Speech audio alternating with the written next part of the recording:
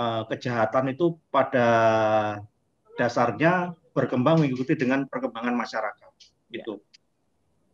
Tapi permasalahannya adalah bagaimana dengan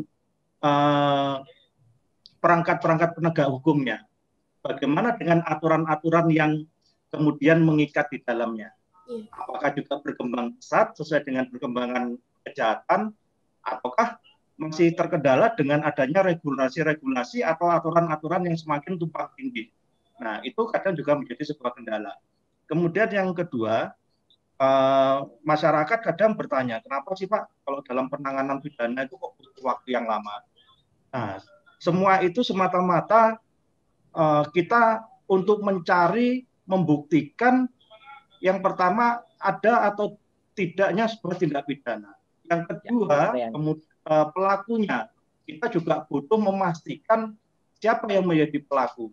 Nah, tentunya semua itu kita formulasikan sehingga perkara tersebut tidak hanya berhenti pada tingkat penyidikan, tetapi juga dapat dilanjutkan di tingkat penuntutan, dapat dilanjutkan di tingkat pengadilan, dan dapat diputuskan. Itu yang kemudian masyarakat bertanya kenapa membutuhkan waktu. Dan masing-masing tipe kejahatan itu tentunya memiliki keunikan atau kesulitan yang berbeda-beda.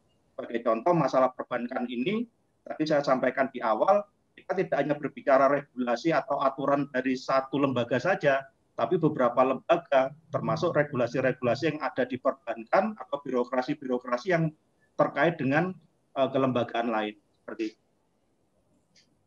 Baik. Ya, terima kasih Pak Purbo. Kemudian sebenarnya kondisi seperti apa sih yang bisa diproses polisi dan yang bagaimana kondisi seperti apa yang tidak bisa diproses polisi seperti itu? Ya, baik. Jadi kalau kondisi apa yang bisa diproses polisi atau apa yang tidak bisa diproses polisi, yang pertama tentunya polisi itu berbekal adanya sebuah laporan. Nah, berbekal adanya sebuah laporan. Kadang ada masyarakat yang mau menginformasikan adanya sebuah kejahatan, tetapi tidak mau membuat sebuah laporan.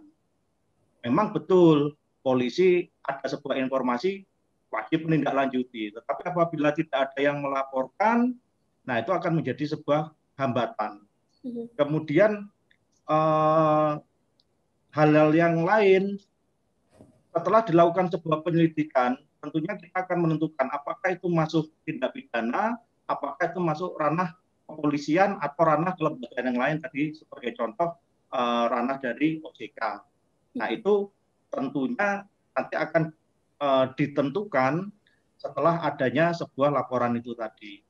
Kemudian berikutnya polisi untuk menentukan sebuah adanya tindak pidana itu kita berbicara sesuai dengan KUHP minimal adanya 2 alat bukti.